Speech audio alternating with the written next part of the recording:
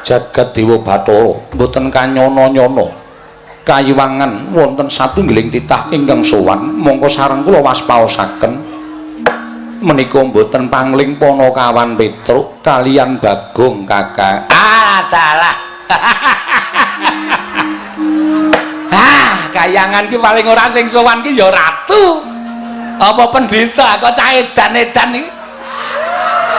Dong apa sowanane ning kayiwangan? Lah menika lho Dik, kula menika gumun lho. Ing atasipun namung drajating kawula cilik ning kok mboten kenging daya kekuatanipun Bale Marti Kunda Manik.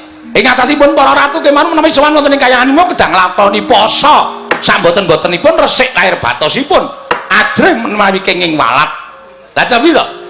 Bagong menika sowan Sang Hyang Bathara Guru kok mboten ndodok, mboten laku napa-napa malah tingak-tinguk. Kaya wong gumun. Lah, napa wonten titah sing wantun ngitungi asta panjenengan? Nek mboten Bagong ora mboten wonten to, mangka ya luput senjata tawa mboten kuwalat kan panjenengan. Gong, iki kayangan le. Ha iya. Aku kok ora mlaku ndodok iki pukulan Sang Hyang Bathara Guru ki sembaning para titah. Weh, kuwi guru kan? Heeh. Kok muridé rong teko? Bathara Guru. Wah. Mencorong sandangane ya, Truk. Bae saka Mutiara Jamrut Ergeni, kowe netel Mutiara siji kae iso nggo urip 7 turunan. Dadalke, Truk. Aja. Ora wani kok dadalke ora. Malak ning. Lho kok malak piye? Tangane papat ya. Hyang Bathara Guru tangane papat. Wah nek adus suwe kuwi. Mergane keleke ning ngosoki papat. Tenan ora? Lah Petro, wonten dalu Bugulun. Kita sowan yo kena ning Suralaya ning mbok yo sesuk meniki nek sowan ki ijen. Ora kan dadak ngejak Bagong. Walah, para dewa dah ora kajen musuh Bagong nek carane kaya ngene iki. Ayo Hyang Bathara Guru kok denekke keleke papat. Monggo ulun ki ndereke panjenengane wis mangabad-abad rong tau wani karo Hyang Manik Maya. Lah kok iki bocah iki core kawani karo Sang Hyang Manik Maya ki. Dalah. Terus iki tep apa wong e, Tru? Ya wong ya kok omonge tanpa pedhot tak Hyang Pikulun Bathara Narada. Weh iki apa? Sing sok diomongke bapak kae lho. Wah, lagi iki aku weruh. Heeh. Kaya jok dengkul. Jok kowe pait. Bagong aja sembrana tak idak modar kowe. Kowe lho gedhe aku kowe. Gong. Ora ngawur to kowe iki. Konjur arep nang kayangan arep ngawur ora. Panakawan wonten dawuh Bugulun. Aja kladuk wani kurang geduga, Bagong. Dalem. Kita aja rame. Aku Pawita.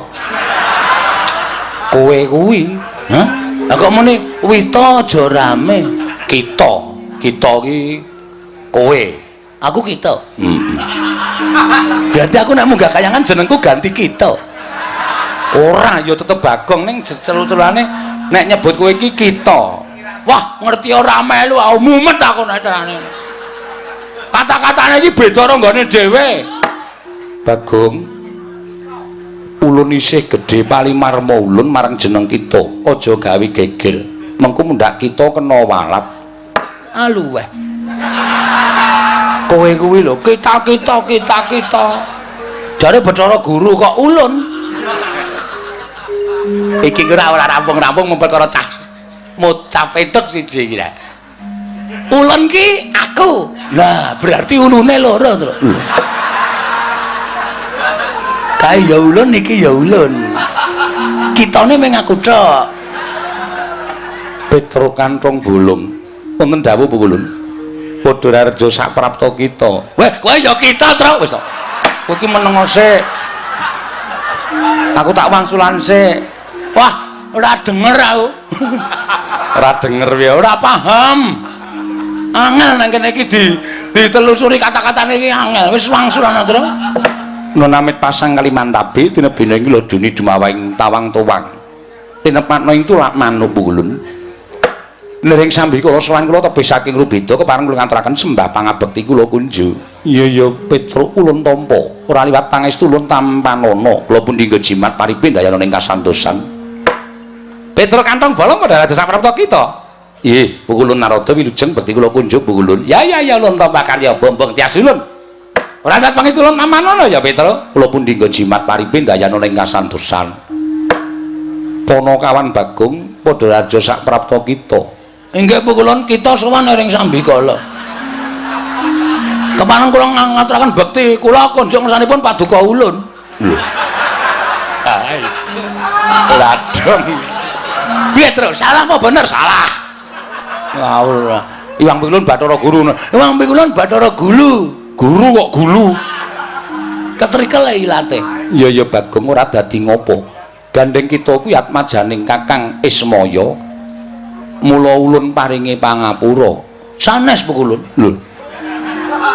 Sanes piye? Kula niku anake Semar dudu anake Ismaya.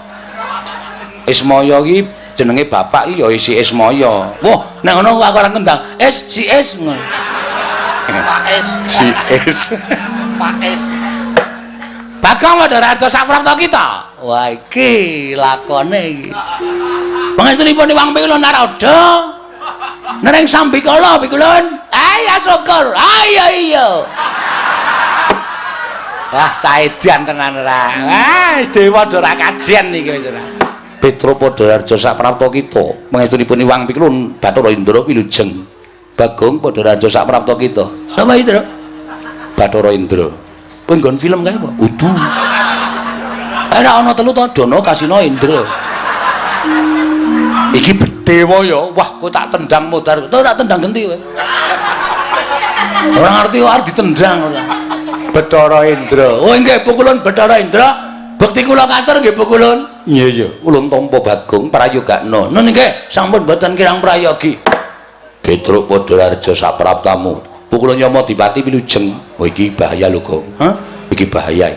Iki sing tukang jabut nyawane titah. Iki wak mburi ya? Heeh. Bagong padha raja sapraptamu. Sapa, Tru? Yama Dipati. Iwang Pikulun Yama Dipati wilujeng bekti kula kunjuk Pukulun. Iya. Ampun dicabut? Ora. Mang kemawon mengke rak. Ucul dhewe. Mboten sah dicabut. Iya. Aku iya enggak. Edian lan kok kowe, Gong. Aku biasane ngono e. Tak nengke wae biasane. Petro kantong bolong padha raja sapraptamu. Pangestunipun Pukulun Penyarian wilujeng bekti kula kunjuk. Iya Petro. Pangestu tampanana. Nggih. Bagong padha raja. Sapa ki, Tru? Penyarian. Oh, pacare Udu. Pukulun Penyarian. Ayo ki nang kelurahan Carik to? Ora. Penyarian ya pokoke sing nyateti apa-apa. Sekretaris maksudnya? Heeh. Pukulun penulisan wilujeng bekti kula kunjuk Pukulun Penyarian. Iya Bagong prayogakna apa kawan? Nggih. Lho, kok guyu ngopo? Sampeyan ya mesem kok. Berarti aku nang kene iki entuk masa. Wah, gayamu ora. Pukulun Penyarian ketoke seneng nek aku omong terus iki. Iya ning iki ning kayangan ku ndak nek Iwang Pikulun Bathara Guru ngendika Bagong aja sembrono. Ulun sotke dadi cacing. Bisa dadi cacing tenan. Waton ora ketemu wong mancing lho. Ha iya. Nang ketemu wong mancing cilaka aku ampun ditemleki nggon pancing cemplungke banyu diseret karo wader. Wader ya apa? Rara. Petro dalem Pukulun. Ana wigati apa kita sowan? Apa saka karsanira pribadi? Apa pancen diutus dening wong atuamu Kakang Ismaya? Menawi lepat diagung pangaksami kepareng kula ngaturaken tebah Siti Sekul binunteling ron klapa. Apuran ta mbok bilih wonten lepat kula nggih kula munjatur sapa paduka Iwang Adi Pukulun. Petro kaya ora dadi ngopo, matur sembah nuwun. Ndungkap angka kalih wale-wale menapa Pukulun? Sowan kula wonten ing kayiwangan menika sayekti mboten saking kajengan kula piyambak. Namung kula menika dapur dipun utus. Sapa ingkang ngutus? Ah nggih Bapak Semar. Inggih, Bapak Semar nggih Kyai Nayantaka. Ya Sang Hyang Ismaya. Nuwun sewu malah sak mangke kula badhe nanjihaken kondange ngake padha nyebutake nek Sang Hyang Ismaya niku nuwun sewu kadangne sepuh Bathara Guru nggih panjenengan niku janjane niku napa ming cerita napa asli iya pancen nyata Kakang Ismaya kuwi kadangku tuwa bener Gong bapak iki jebul kakangne Bathara Guru ngopo bapak dadi kere ning jagat ki ngerti dadi dewa malah mulya dhewe ya ora kedungsang-dungsang uripe kakangne Bathara Guru kok ngere neng Karang Kadempel mangan intip kaya banyu dikopyok neng weteng arene ra ya mamane paling ora roti ya ta neng bapak ki wis seneng ngono kae kok wah Semar iki pancen aneh nggih nek ngaten kula ngaturaken panuwun lah dene wigatosipun Bu Kulun mboten sanes estunipun bapak menika bingung perkara apa bapak niku janjane mung kepengin duwe kajat nggih menika bangun desa Semar menika pengen bangun desa wah lakone Semar bangun desa iki wis dibedhek ora aku iki senengane mbedheki ngono kuwi kok Gong soalnya wis saking kerepe iki nek aku ora gawe sanggit liya ha iya ndak padha karo ning YouTube endi YouTube ki sapa bakule bakmi YouTube ki teknologi kok kene ra ono YouTube ora lajeng lho kok lajeng kowe iki ngopo sing ngendika kono kok iya salahe do ora omong aku omong dhewe sak banjure piye bapak bangun desa menika kok mboten bangun perkara papan sing magrong-magrong papan sing becik sing apik utawa bapak niku pengen bangun omah sing wah luar biasa menika mboten ning kersanipun bapak menika mbangun lahir lan batin ya lahir ya batin panggesanganipun para kawula uripe para panjenengan masyarakat Karang Pradesan menika supaya mundhak ya bab ketukulane ya bab ayem tentreme ya bab nggone gotong royong menika supaya sengkut gumregut mula bapak kepengin bangun desa sumados mujudake desa ingkang sae inggih menika desa Karang Kadempel inggih samukawisipun ya bab menapa kemawon mergi sak mangke menika nadyan sampun sae ning ibarate aja kok banjur marem mergo kahanan sing wis ana ning luwih becik ditingkatake lan diundhakake supaya luwih monjo lan luwih kabiyawara iya Petruk nggih coba to nek teng pundi-pundi bedaning panembah bedaning kapitadosan menika dados sarana cecungkran ning nek teng Karang Kadempel mboten Karang Kadempel menika bedaning panembah menika mujudaken setunggiling kerukunan antawisipun setunggalan setunggalipun sing siji ngurmati panembahing sing siji ngurmati panembahing sing siji mula Karang Kadempel niku arang gontok-gontokan arang padha regejegan anane ming sayuk rukun marsinamatan daya dinayan tunggal cipta rasa karsa lan karyane mujudake setunggiling desa ingkang kaloka tinimbang desa liyane lah terus niate Semar napa tentrem ayeming Karang Kadempel menika aja kok ming tekan Karang Kadempel tok sing jeneng napa-napa niku isone gedhe niku apike saka cilik mengke nek ujug-ujug gedhe niku terus jeblok ngoten iya Petruk nggih mula saka cilik sing jeneng arep tekan dhuwur niku ya alon-alon le munggah aja terus mencolot mengko nek kepleset ndak malah gegeblak malah ora apik lah niki gandeng Karang Kadempel niku wis apik digawe apik meneh supaya desa kiwa nang tengening Karang Kadempel niku padha kepengin tentrem kaya Karang Kadempel terus tiru-tiru supaya kiwa tengening Karang Pradesan Karang Kadempel menika padha kepengin tentreme kaya Karang Kadempel terus melok-melok sing dikersake bapakne Semar ngono Petruk nggih lah ning bareng wonten niku kula sarujuk kula mathuk kula cocok ning kok terus Semar kendel mawon bapak niku meneng mawon lah terus kula jawil jane apa Pak ana bab sing abot apa piye nek perkara Prabeya perkara Brana Picis dibutuhake mengko aku tak matur ndara-ndara Pandhawa mergo bapak ki dadi pengayomaning Pandhawa bapak ki dadi panakawaning Pandhawa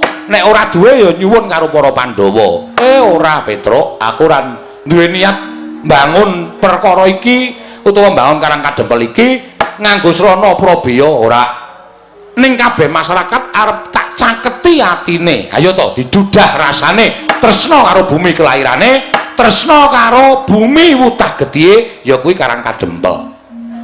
Dadi ora usah nganggo Prabeya, bangun desa nganggo Prabeya niku tak ceke dhuwit. Mengko bangun tanggul terus diborongke. Lah niku tegese entek-entek dhuwit. Ning masyarakate supaya sayek saeka kapti, tetunggalan manunggal ayo to. Iki apik dienggo dhewe, iki becik awake dhewe sing ngrasake. Mula ayo bareng-bareng padha dibangun. Nah ngoten niku karepe bapak. Iya Petruk kuwi becik banget nggih. Ning kok bapak niku paring pangandikan? Bapakmu paring pangandikan piye? Srana iki bisa lancar, srana iki bisa rancak. Kabeh para kawula sak Karang Kadempel bisa ngrasakake ayom ayem tentrem. Waton syarat sranane kaya sing nalika aku ngimpi kelakon, Truk. Bapakmu ngimpi apa? Bapak niku ngimpi methek Sekar Jambu Dipa Nirmala kalih Pelem Pertangga Jiwa. Niku sing abot teng mriku niku.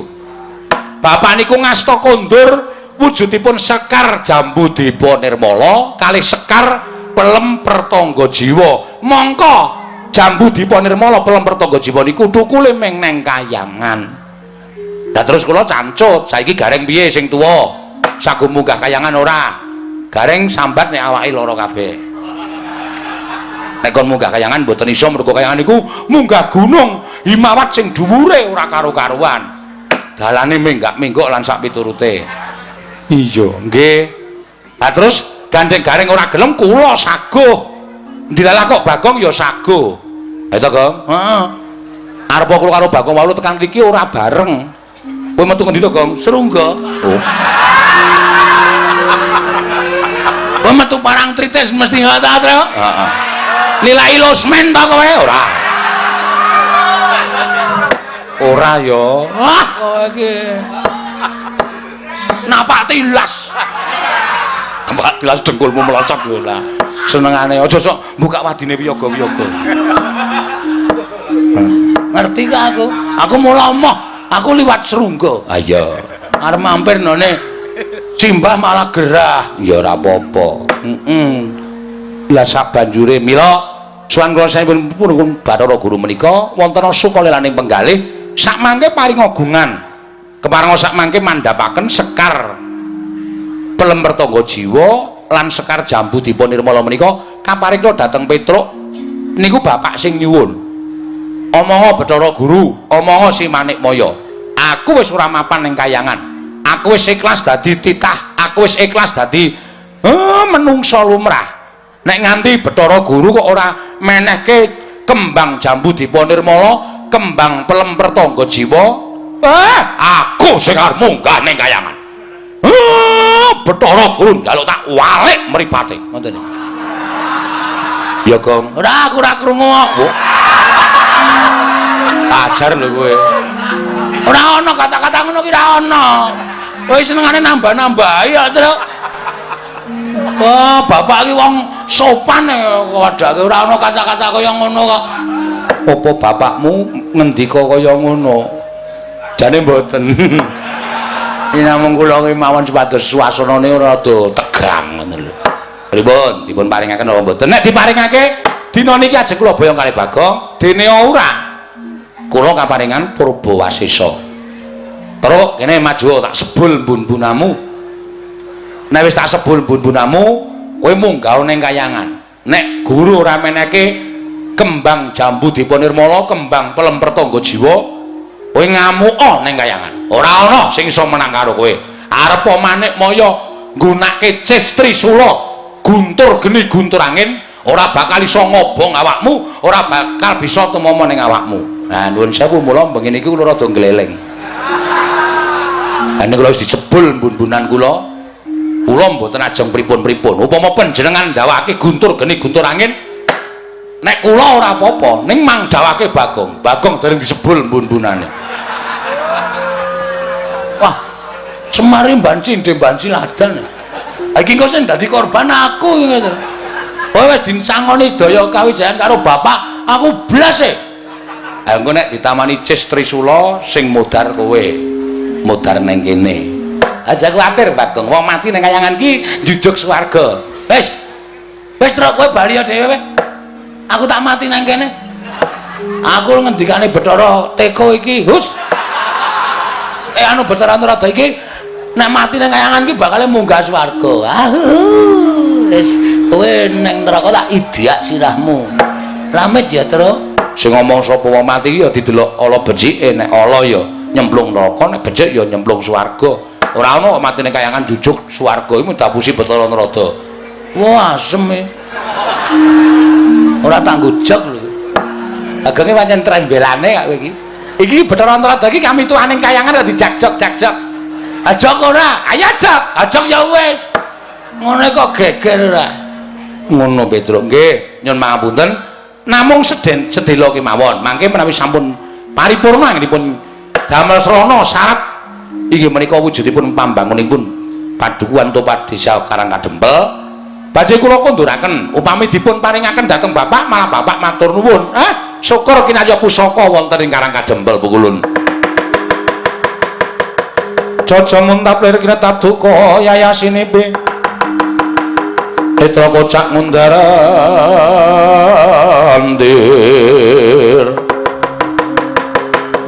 Hidup nyomangolon caka wadanani rombaranang.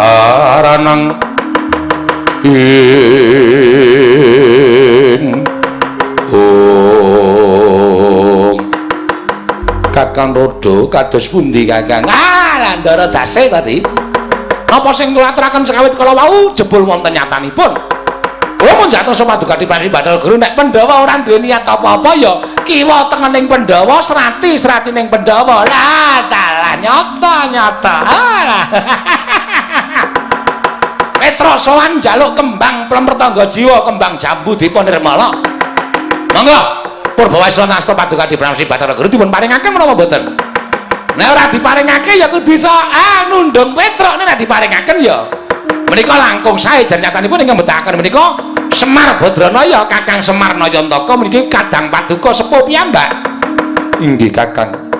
Nanging menawi kula paringaken sakmangke menawi kawanguran dening para titah sanesipun tan wurunga kinten kula menika dewa ingkang bancindhe banjiladan. Leripun sampun kathah ingkang badhe nyuwun sekar Plempertangga Jiwa miwah sekar jambu Dipanirmala.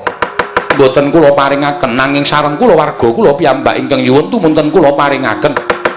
Menika mangke dados alok ing para titah ing mapan wonten ing Janaloka Kakang. Wis monggo. Ning kudu ngati-ati lho, Di. Ngati-ati le atur wangsulan lan Petruk Kantong Bolong. Ning nganti panjenengan sisip gone paring pangandikan lan Petruk Kantong Bolong, arep apa-apa bocah niki bocah lantip. Batur niki batur sing pinter. Mengko ndak kriwikan dadi grejekan geguyon dadi tangisan, ndak kayangan digejak-jakan dening para panakawan. Petruk dalem ulun bakal maringake ya kuwi wujuding sekar Plempertangga Jiwa lan sekar jambu Dipanirmala. Estu Ulun? Iya Petruk. Nanging kuwi becik gandeng sekar mau kudu dipethik sarana ulun pribadi ingkang methik. Mula kula ngenten ana ing repat kepanasan. Oh nggih. Sawise kita mapan ing repat kepanasan, mengko ulun merpeki lawan jeneng kita. Kita bakal ulun paringi wujuding sekar Plempertangga Jiwa sekar jambu Dipanirmala. Oh nggih, siap. Nek pancen kaya ngoten kula niku mboten badhe andhuwa kepareng Kepan Paduka Wang Pukulun Bathara Guru mboten.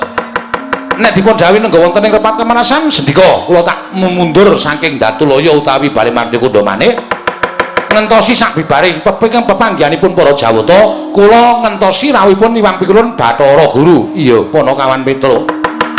Menawi ngaten nyuwun pamit Pukulun. Madal pasilan sing ati-ati aja kaya bocah cilik. Pukulun Rada kula nyuwun pamit. Ya Petruk sing ati-ati. Pukulun Bathara Indra kula nyuwun pamit. Ya Petruk sing ati-ati. Pukulun Yama Dipati kula nyuwun pamit. Ya Petruk sing ati-ati. Pukulun Menarian kula nyuwun pamit. Ya Panakawan sing ati-ati. Sampun Pukulun kula nyuwun pamit ngentosi wonten ing repat kepanasan. Iya Panakawan sing ati-ati aja kaya bocah cilik. Panakawan Petruk.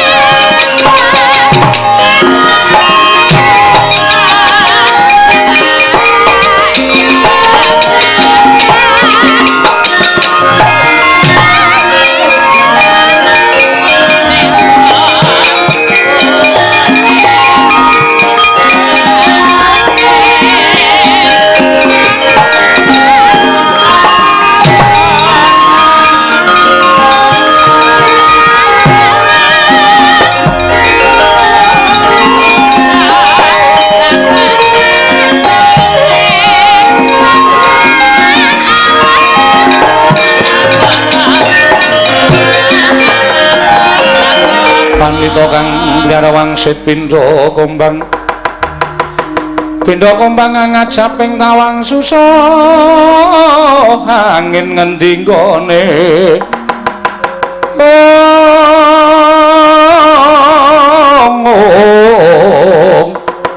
susah angin ngendi nggone Kakang Trada punapi Petruk sampun kersa mundur lah menika kok kadangipun Petruk Bagong tasih mogok wonten ing mriki kowe lah dalah iki bocah iki arep ngapa ya Bagong kita ki Petruk ki wis metu nang repat kemanasan kok kowe kita durung metu ki piye metu kok dipeksa lire piye kita ora gelem metu ra ati kula kok ora kepenak ya ora kepenak perkara apa Bagong nek Petruk mboten pantosa nggadaken pengendikanipun Iwang Pikrontrada ning nek kula kok setiap omongane piyai niku tak petung tak glejah tak goleki iki lereke kata-katane iki nendi mengkono nggih lah terus panjenenganipun Iwang Adipukulun paring pangandikan niku kula bundeli teng ati kula jane ngaten mawon luwih becik jujur mbangane sampeyan tumindak sing ora jujur mengke gawe gelo atine Petruk gawe gelo ati kula mengke kayangan rusak merga saka pakartine Petruk awulung sampeyan jujur pangandikaku sing piye Bagong akeh wong sing kepengin njaluk kembang Jambudipa Nirmala kembang pelemper tangga jiwa mboya ulun paringake yen nganti ulun maringake kelawan Semar ateges padha ngarani yen to kula warga diwenehi ngampil nek wong liya ora diwenehi ngampil mengko dikira mban cindhe mban siladan ayo ta nggih mboten iya Bagong nah dengan melihat kata-kata itu bocah iki omongane kok tekan kaya ngono ki piye ra kanthi niti priksa kalimat kaya ngoten niku kula nggadahi pemanggih lan kula saged menggaris ngandhapi ora kaya kowe menggaris ngandhapi ki apa menggaris bawahi kalimat panjenengan ateges panjenengan boten ajeng maringake wujuding kembang pelemper tangga jiwa kalian kembang Jambudipa Nirmala nggih napa mboten Kakang Trada kados pundi ala dalah konangan karo genjik siji iki wah dalah Petruk ora iso gagapi mengjane adi guru lah kok malah Bagong sing iso nyurasa mengjane adi Manikpa ya dheweke ora trima lan ora gelem metu nang repat kepanasan dados pundi Dik nggih kula piyambak bingung pun saniki ngaten kemawon kalah cacak menang cacak dipun blakaken kalian Bagong ngoten Kakang nggih monggo kula aturi bloko kita napa ya jenenge ulun kula aturi bloko kalian kita tetep kuwalik panjenenganipun pukulun kula aturi kita aduh kula aturi bloko kalian ulun sakarepmu Bagong nun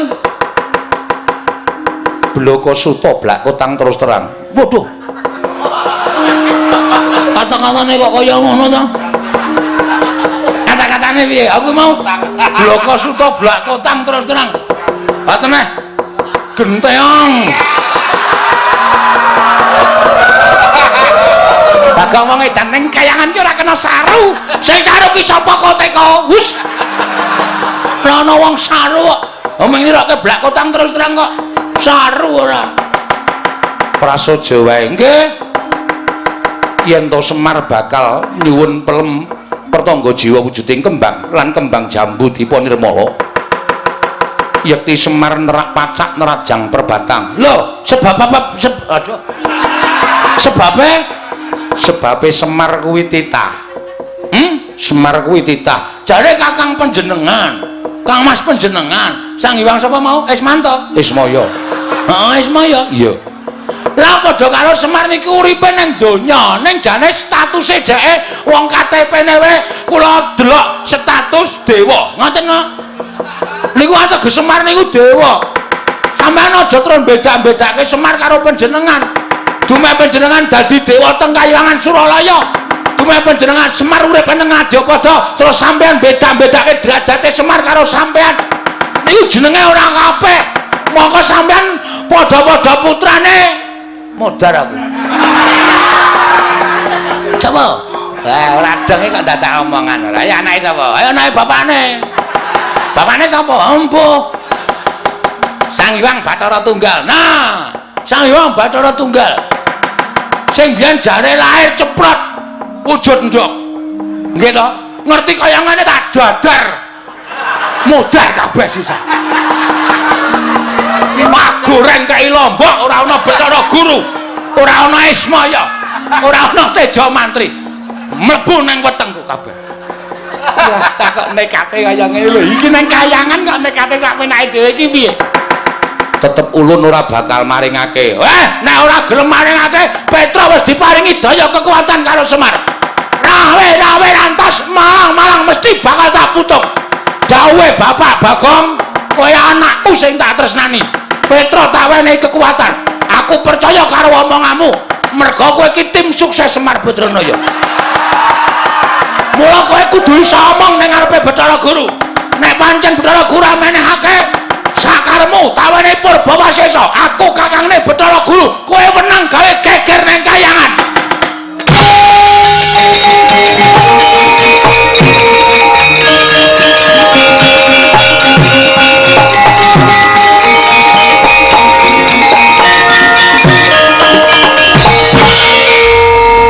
Mas Tunama Sidam Skaring Bawra Langgeng ngilahe ngawi gena Mas Purnama Sidam. Mas Hyang Jagat karo Sinang Tandha kawisaning bisa panjang kunjung pasir wae jeneng. Ana nggih negari ku ditengkake. Iki malah janturan ki ngapa cah iki?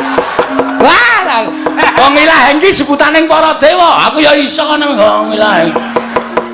Sekaring Bawana Langgeng. Sekar Mayang. Wah, isih kelingan lagune Gomblo. Kowe ra pukulun tepang kali Gomblo. Sembok ora caturan ora. Aku ngerti lagune ora. Iki sapa iki? Bathara Indra, ngati-ati ya, Nggih, ngati-ati. Nek musuh liyane kita kena sembrana ning bocah iki ndugal kewarisan. Ngerti ta kowe kedadiane Bagong iki saka sapa? Mula Bagong kuwi ndugal kewarisan ora luput senjata tawa, ora tau kena walat, ora tau kena apa-apa merga Bagong ki dumadi saka ayang-ayangane Semar. Weh. Berarti aku duwe anake Semar. Kita kuwi kancane Semar ingkang dhisik dhewe janjane pancen Petruk karo Garengke luwih kalah tuwa lawan jeneng kita. Wah, asem. Oh, diterano gajule sirahe tenan. Kok digajuli sirahe? Ora kualat tuaku kok. Bagong, non waspadakno. Nggih, ulun Bathara Indra. Ulun putrane Bathara Guru ingkang angka catur. Angka 4. Iya, mbarepe sapa? Lho. Perkara mbarep karo ragil kuwi dudu perkaramu. Putrane Sang Hyang Manikmaya kuwi pirang-pirang cacahe. Persasat Jawata iki putrane panjenengane kabeh. Wah, edan. Luar biasa. Ora kabeh ya?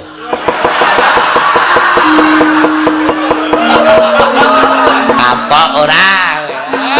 Kok Bagong e omongan iso ditekuk-tekuk ora. Kuwi jenenge nyalahi peraturan ning pemerintah. Ana apa? Apa gunane ana BKKBN? Penyuluhan keluarga. Kena ngapa Bathara Guru anake pirang-pirang. Kuwi teges ora iso dadi paturadaning para titah. Dene dawuh karo para titah, cukup 2 saja. Apa itu? Ha iki kok anake sing nganggo 4. Sendra, iki gek ditonyo ngono wae malah sekarang kok. Aku ditonyo, aku tiba ndene ngenengi teko, tumplak kabeh. Ora dojok kabeh semono. Wah, lah trondolo tenan iki wae sumuk malah aku. Gagas Bagong malah keringetku dreweran ora karo-karuan. Bagong kita aja wani karo Kanjeng Rama Pukulun. Mergane Rama Pukulun, lho, Rama Pukulun ramamu apa piye? Mulai wong adi Pukulun tumindake ora jujur akon karo Petruk nunggu nang jaba. Ning jebul panjenengane arep blenjani karo Panakawan Petruk. Monggo Petruk iki kakangku. Sing dikongkon karo bapak ki werna loro anake Semar, siji Petruk loro Bagong. nek Petruk ora dong kalimate utawa pengendikaning para dewa, Bagong sing iso glejah pengendikaning para dewa. Mula wektu dina iki kula njaluk keterangan sing gumathok. Nek ora dikake Sekar Pelemper Tangga Jiwa, Sekar Jambu Dipa Nirmala, Lena pangendamu penek dhewe. Lho. Dipenek dhewe apa enek wae. Aku kulino nyolong. Nah, apa enek tayok gogrok kabeh kembange. Aja ngawu gawan ngawur. Ya wis men. Yen kita wani kan para dewa, tegese kita bakal cepak pati kita Bagong. Pancen kuwi sing tak gayo. Urip ngopo bendina mung bayar kreditan wae. Esuk 2000, awan 2000, sore 2000. Uripku ki wis rekoso. Ciduk wae tak kredit kok. Lah ciduk kan dikredit iki bangetan lho. Ya men sak karepku. Sedeng rusak urung lunas ya wis ngrekoso malah uripe. Kita metu njaba tunggu ning repat kepanasan. Mboten. Kula tetep ajeng nyuwun keterangan. Diparinge napa mboten? Yen diparingke kayangan ayam ayan tentrem. Tentrem. Yen ora diparingke dening Wang Pikulun Manikmaya kerubutan para dewa. Wae lah bocah iki ya suarane kok ya sawenane. Ayo, sapa kene sing dadi senopati ning para Jawata? Yen perlu ya apa dipati kon jabut nyawane. Bagong, urung jabut nyawa, teteki untune, jabuti untune. Sing kondange Wang Pikulun Bathara Brama, sing iso ngobong apa-apa, apa rumasamu aku ora gawe ember. Bathara Brama metu guyang legane ngati. Mlebes banyune. Ayo sapa meneh sing arep ngrubut karo Bagong? Nek ora tak kayangane iki ndak dewa-dewa ora adil. Bangane Semar munggah ning kayangan wong tuwek ketayalan luwung Bagong sing ora truma ning kayangan. Metu njaba ora metu ulun bopong ning njaba. Ayo kowe bopong aku piye kowe Bathara Brama?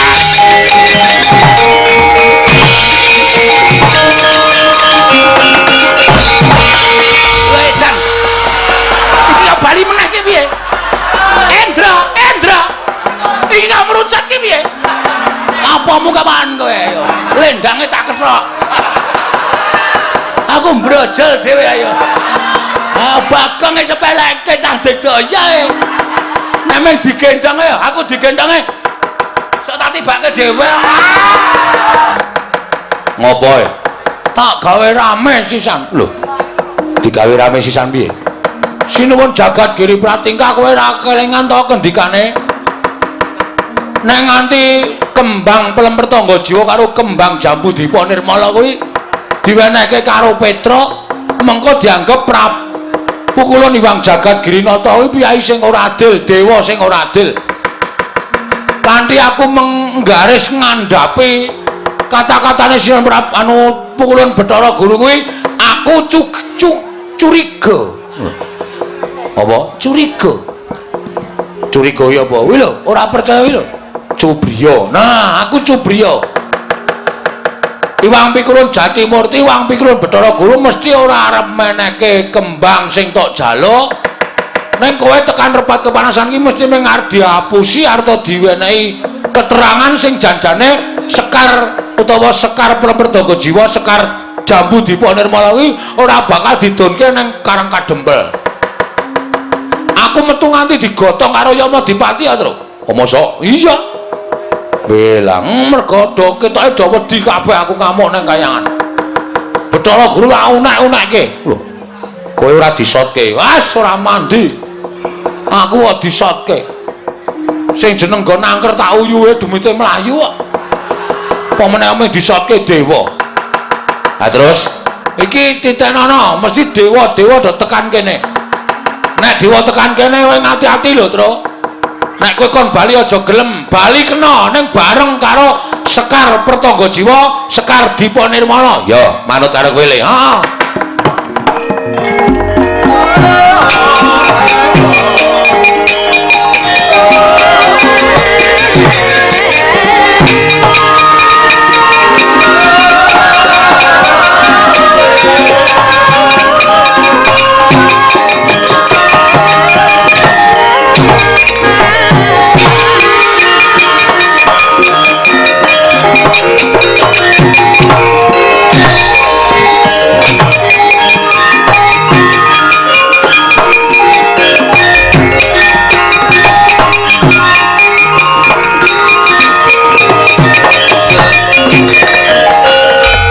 Rati lamun katututan lamun mangsa prawira diktaya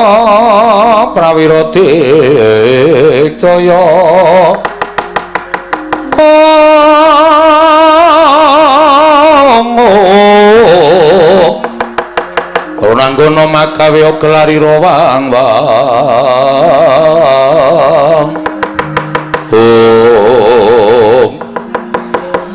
bener kandamu iku kandhane kok sing iso ngapusi jebul ora mung menungsa dewa ya iso ngapusi ha iya ngati-ati lho Tru rasa kuwatir kok aku wis disebul bun-bunanku ping 3 karo bapak jare bapak aku digdaya tak jajali nek mungsuh dewa iki menang apa kalah ngati-ati heeh malah kowe wae sing ndelik ngapa urung disebul to nadyan ora disebul dening bapak tak cobane aku nek mungsuh dewa Tru menang apa kalah kira-kira ketoke kalah apa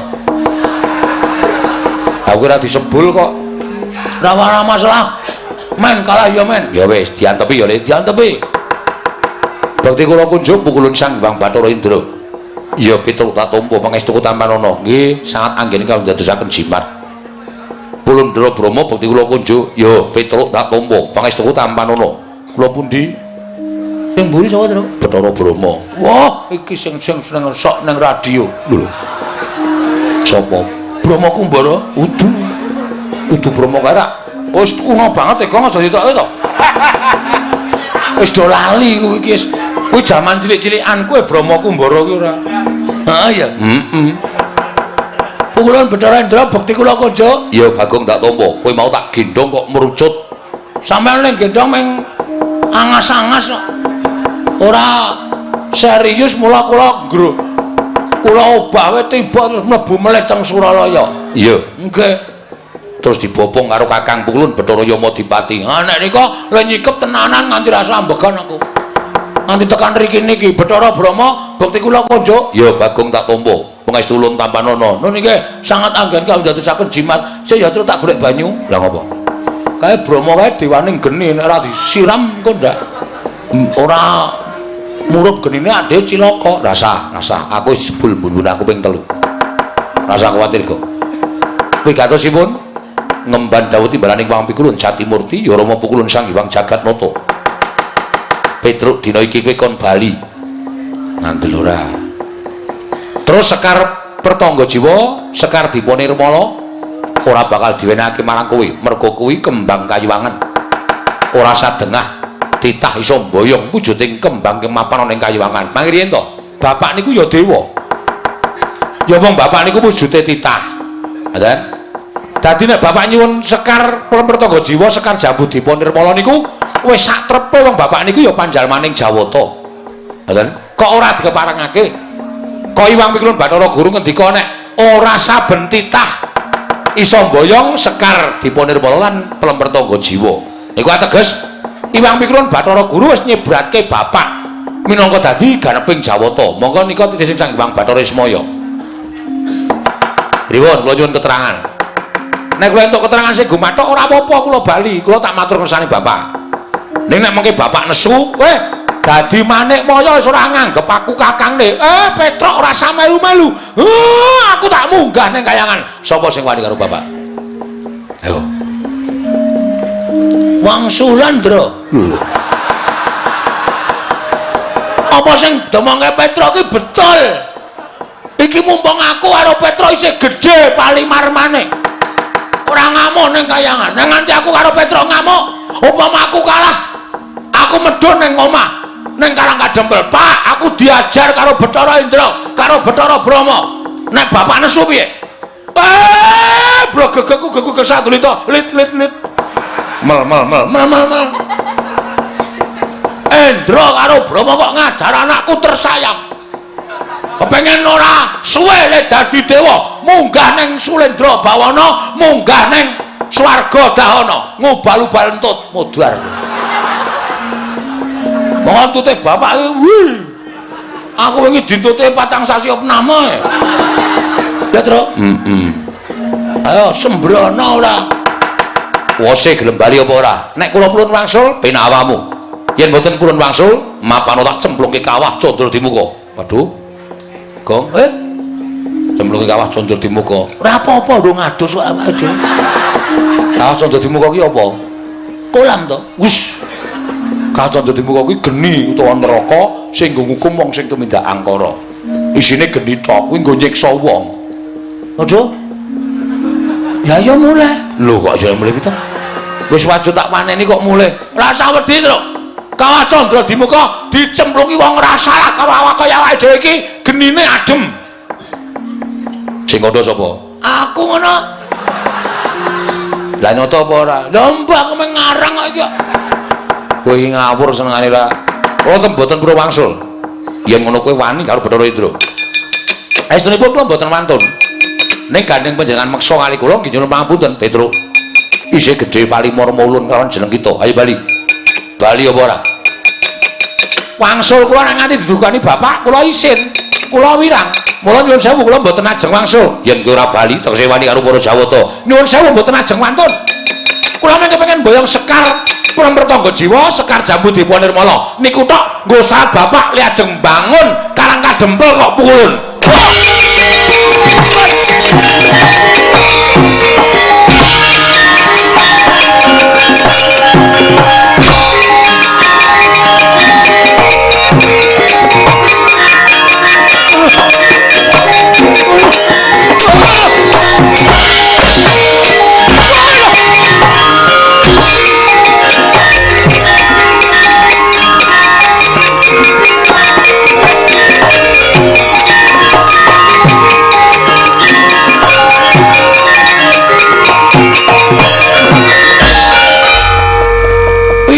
Jare wis disebul ndase.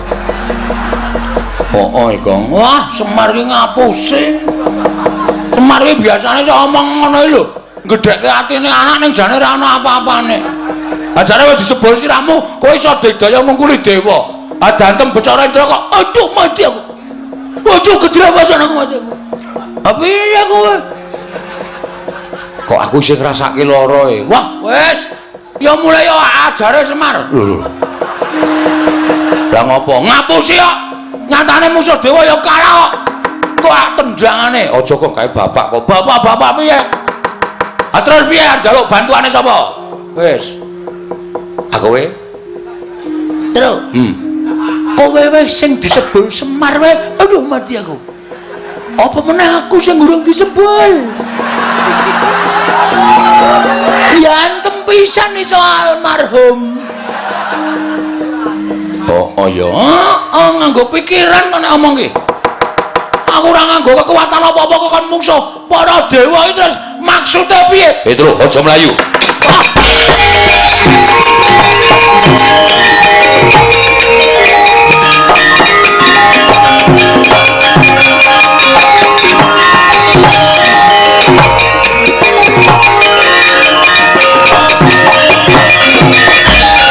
Adine arep melu-melu. Kowe arep ngewangi karo kakangmu, iya. Arep ngewangi karo kakangmu. Ayo wani yo karo Bathara Brahma. Aku nyipta geni kobong sawakmu mati nang kene kowe. Ayo. Sing apa meneng wae kowe? Trawat tratapan aku wajah. Ayo wani kowe. Yen pancen wani karo Bathara Brahma, yen perlu krubuten wong loro ora bakal tak tinggal loncat. Lah kok ya kaning ya temen lo ya urip. Mati nang kene kok. Buri kae jurang jero banget. Arep mlayu karo aku nanti. Kowe ngapain nangis sih?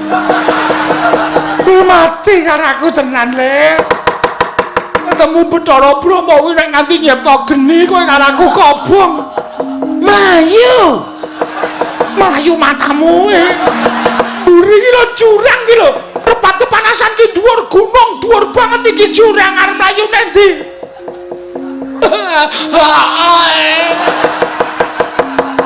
Nek kowe yo nangis. Yen pangapunten Bu Kulon. Kula sing nyunaken pangapunten Petruk. Bali ora? Bali pripun? mboten wonten dalane. Bali liwat papan to dalan sing bener. Kondo karo bapakmu. Siwa Semar aja ngarepake Sekar Jambu dipun ilmu lan perem pertunggu jiwa. Walah. Iki adewe tekan omah isih dunek-unekke bapak lho. Ya nek mung dunek-unekke. Nek diunek-unekke nganti kaya ngono kae monggo bapak ki nek ngunek-unekke santen tenan. Bagong Petro anak kongkon rang rampungi. Wis tak kandhani to nek aku ki kakangne Bathara Guru, kowe rono ki kowe sowan Pak Lek. Pak Lek Bathara Guru njaluk ya sing apik-apik. Bali tekan omah ora entuk gawe. Gabrak apa anak kaya ngono. Cemarak cangkeme ngono kuwi ya. Heeh. Mesti lara-lara aku. Iki pun Pak. Bangane kula wangsul tekan omah ming diunekke bapak. Wis gong modar nang kene ra apa-apa le. Mati carane diwujudi ya le. Ora apa-apa wis. Anakku cilik-cilik terus. Ora apa-apa, kowe ninggal anak wis gedhe-gedhe gek bojomu lempoh. Bojoku ayu weh. Ditinggal ya mane-mane man. Mane-mane degomu mlocok ora. Kowe senengane kowe mati penak das utangmu akeh. Oh, ayo ngamati aja. Lah witene wis ora ana dalan. Wis kowe karo aku manut wae kok. Dikapak-kapake manut waton pasrah wae. Kene marganing pati. Yen manderes manut perkara engko bapakmu ora trima perkarane karo Kanjeng Rama Pukulun Jatimurti sing wigati anak-anake. Wis wani gawe geger Suralaya. Keluputane titah sing wani geger Suralaya mung wajib dihukum cemplungke kawah Candra Dimuka. Ing kene marganing patimu kowe Panakawan Petruk.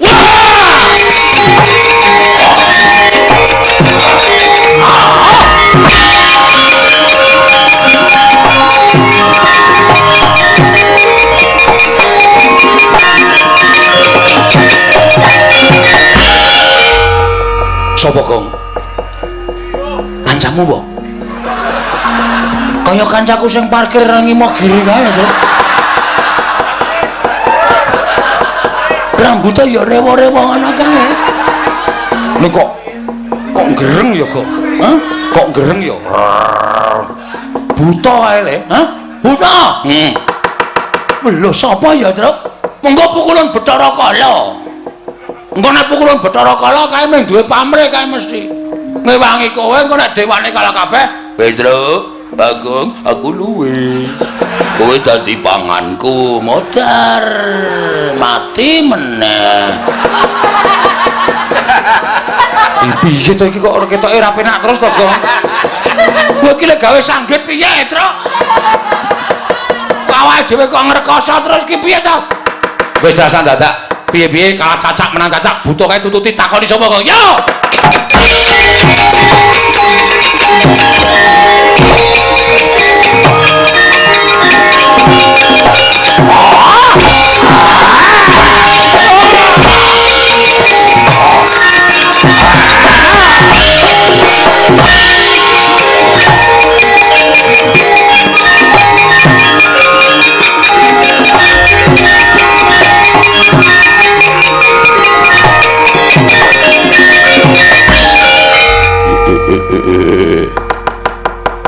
Petro kancamu Adra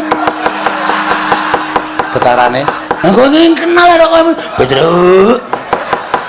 sapa Tru kowe kok ndek kanca gleleng ngene mbuh aku ora ngerti aku iki ora ngerti apa kono tepung ro kowe iki senengane ngapusi sapa nuwun sewu kula niku bingung panjenengan kok nyebut kula Petro ngoten niku panjenengan kenal karo kula lho. Oh ladal. Ora kenal sebab piye kowe tau urip bareng karo aku. Engko gek kowe iki ya buta to. Ngaku wae mulane wingi pitik kuthuk kudu modar iki. Kok cokoti ya ora. Ora. Kok kancamu buta-buta kaya ngono. Medeni truk ora. Lho ana buta teko terus. nganggo kopiah. Ya wis ben mengki wae ora. Petro. Aku ora mentala krungu penangismu mula aku mudhun saka Karang Kawidodaren. Lho. Widodari kudu sik to menengo to. Menengo sik. Apa-apa tok saut. Iki ben omong sik, engko rak dhewe jelas ora apa-apa disaut. Lah kamu nih aku medun saka Karang Kawidodaren. Masa widodari bentuke kaya ngene. Aku didhawuhi dening dewa supaya njaga Karang Kawidodaren saka bangsaning jim diunggahake dadi bangsaning dewa. Jim kok. Oh, wis rasa takoni paham aku. Sapa? Iki nganu iki Jim dan Jum. Jim dan Jum. Ora serial TV ora. Sapa itu? Petro Nun. Kowe tau urip bareng karo aku ning jamaning Jim. Sadurunge kowe dijaluk dening Semar, kowe nyegat begal karo Semar. Diduduti awakmu. Kowe mbiyen dudu Petruk ning jenengmu Raden Pecruk. Walah. Begawan Salontara. Iya. Aduh. Matur nuwun, Pak.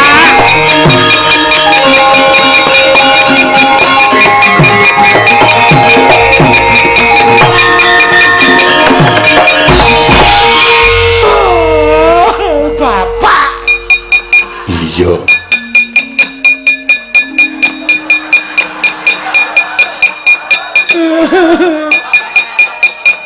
Ceruk. Ngopo? Jare jenengmu dudu Petruk. Sapa? Raden Pecruk. Kok iso dadi Petruk? Oh, dibenerke karo Bapak Semar. Lah terus kuwi sapa ya, Truk?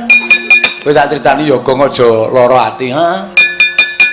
Aku iki jane dudu bapak anake Semar, aku anak bapake Bapak Sambungan. Wah, mula pedote kok endi?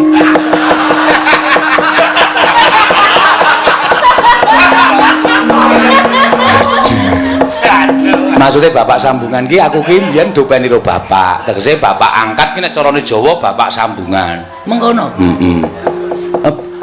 Iki bapakku asli. Masa? Heeh. Bapakku asli mbiyen bangsaning Jim saiki dadi dewa. Wah, bajigur iki.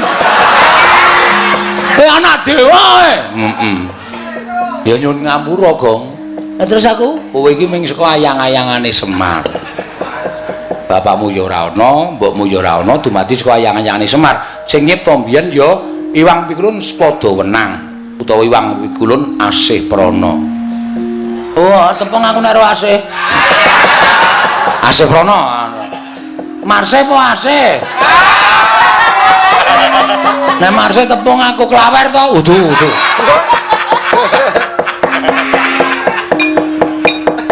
Bagong kowe aja lara ati apan aku bapakne Petruk. Aku Begawan Salontara.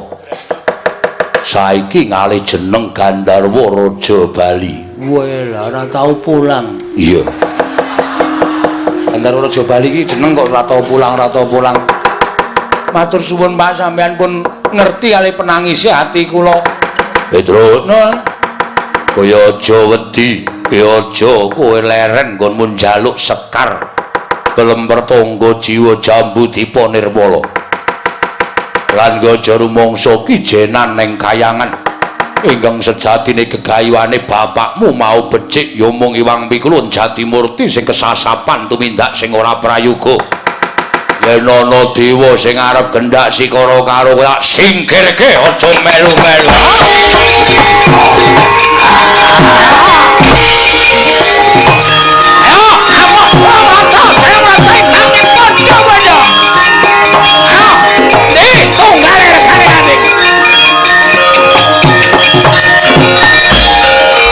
Andek monong sia-sia arep Petruk. Ayo kene. Ayo 3.000 entuk anduk. Rumangsane nyepelek karo Panakawan Petruk. Gleleng. Temu bapakne. Iya. Wah, dewa iki aja tak sumbari. Dewane pirang-pirang, bapakmu lagi ngladeni dewa siji, ya mula dipati nganglang jagat. Ayo, slebdul modar.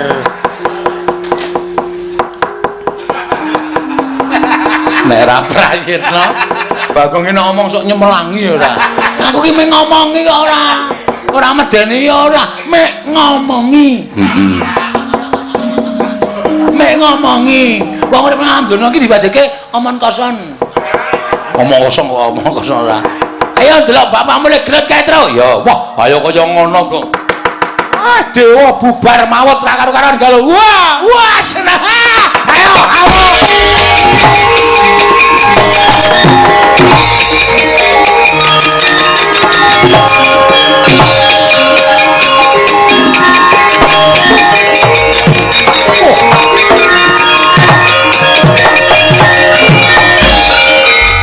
Gandharwa Raja Bali Salantara pukulun kula ingkang abdi ngamuk punggung Suratantaha Nirbaya Nirwikara sinten tiyangipun nggih mboten ngertos bilih Petruk inggih Petruk menika anak kula namung dipun mong dening Semar Badranaya sinten ingkang badhe kendhak sikala dhateng anak kula mboten mentara nyumurupi penangisipun anak kula kita ngewangi atmaja kita bakal gedhe walate sarta kita bakal ulun katutake dosane nyuwun pangapunten menawi kula wantun kalian panjenengan.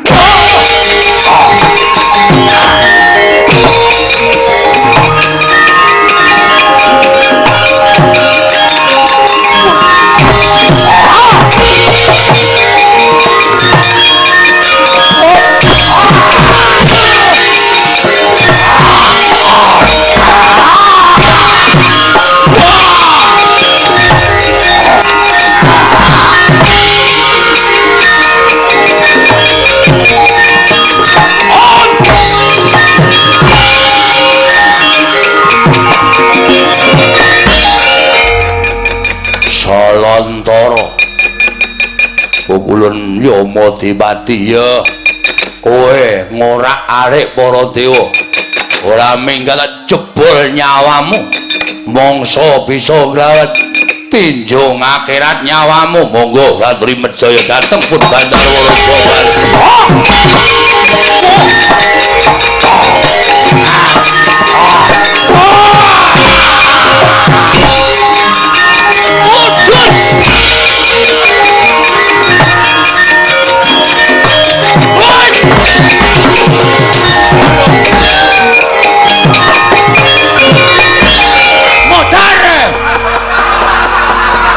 Gong, kowe iki piye to? Kok iso?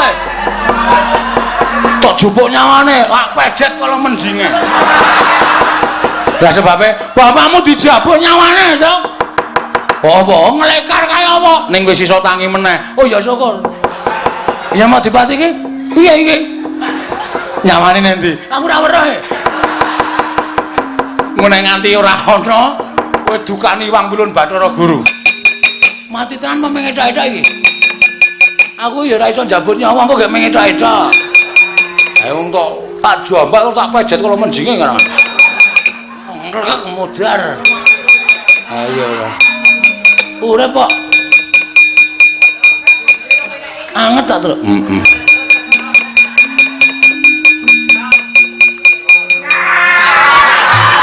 Aduh, oh urip. Bagong ngetan. Tangan enek-enekke. Genah mules mbok yakin. Aja kok diplintir. Kuwi kena sithik wae wetenge larane ra jamak-jamak. Wah, lancar. Waduh. Bagong wong edan. Wah, latar. Kena setute larane raja. Kok diplintir lho. Padake gawe ntrontro. Woi, adalah wah kayanganmu rahmat.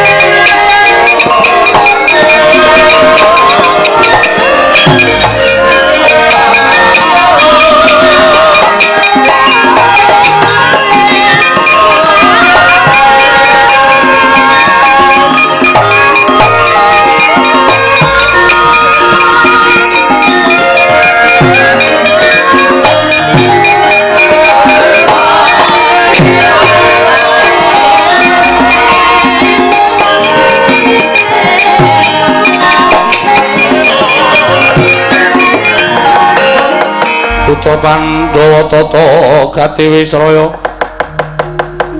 Indriyaksa Sara Maruta Pawana Pana Margana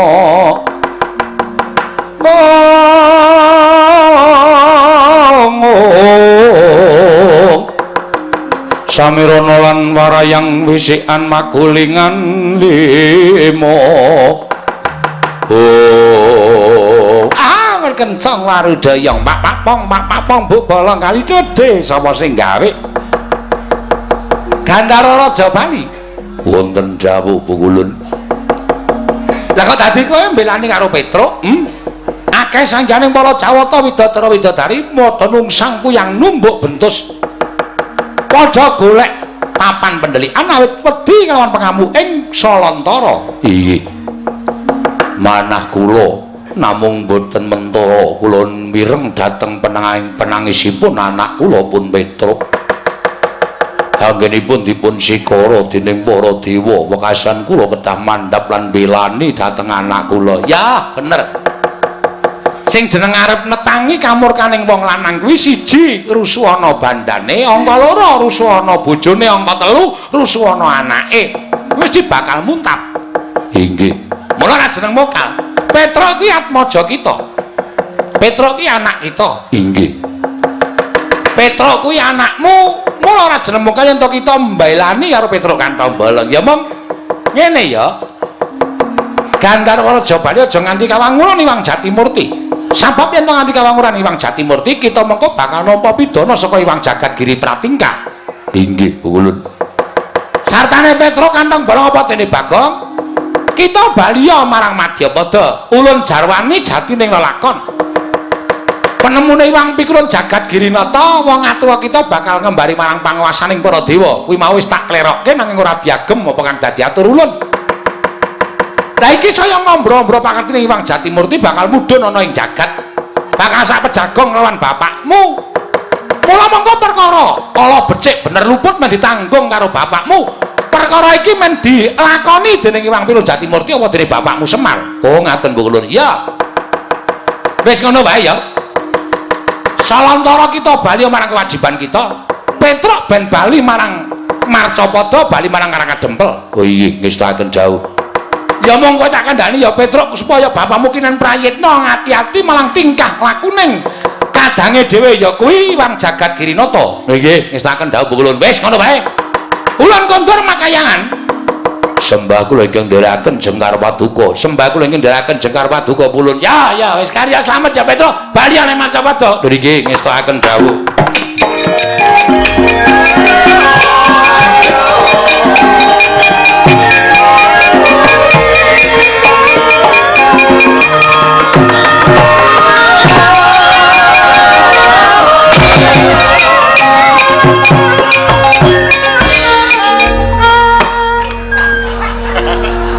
iki nek ora gawe geger ngawal ah. Napa iki, Gong? Jarine tak tarani Rafia e. Mula mabur tiba neh. Wah, lah trondolo tenan. Dewa kok digawe wirang. Ulun ki pujakaning dewa lho, kok setute ditaleni Rafia. Mula mabur kok bali medhun meneh. Oh, upama udu jeneng kita. Dadi apa kita? Dadi wong. Ha, kurang ajar ta iki. Gong wis Gong. Mengko gara-gara meneh. Kowe pedhot dalan ki terus angel eling ngangkat truk. Ayo pokoke wis iki. Wis, ngono wae. Aku taleni ajar kowe. Ngono ya, njaluk ngapura iki mergo pakat. Ayo tangane arep ngapa kowe. Wis to Gondara rampung-rampung. Wis ngene ora madhep rene ora rampung-rampung perkara.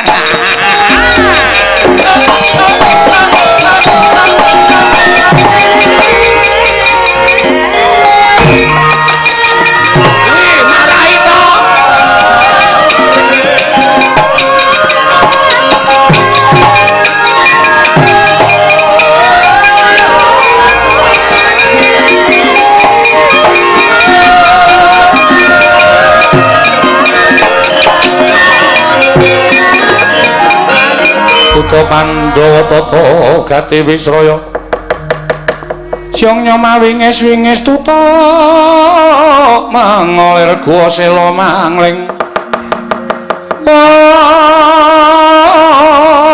songo tutu mengolir gua sela mangleng. Oh Petro dalem Pak. Bagong dalem Pak. Wis bapakku malah ngaku kok. Iya ora apa-apa Petro. Wis kowe bali kandha karo Semar. Apa sing dingendikake dening Wang Pikul Narada, aku tak bali marang kewajibanku mundak didukani Wang Pikul Jatimurti. Sing napa malih nggih Pak ketemu kalih kula niku kangen kalih Bapak.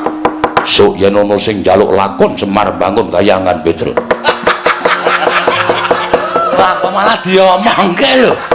Liya dina mesti ketemu mbuh pirang abad pirang atus taun meneh mengko aku iso ketemu karo kowe Petro.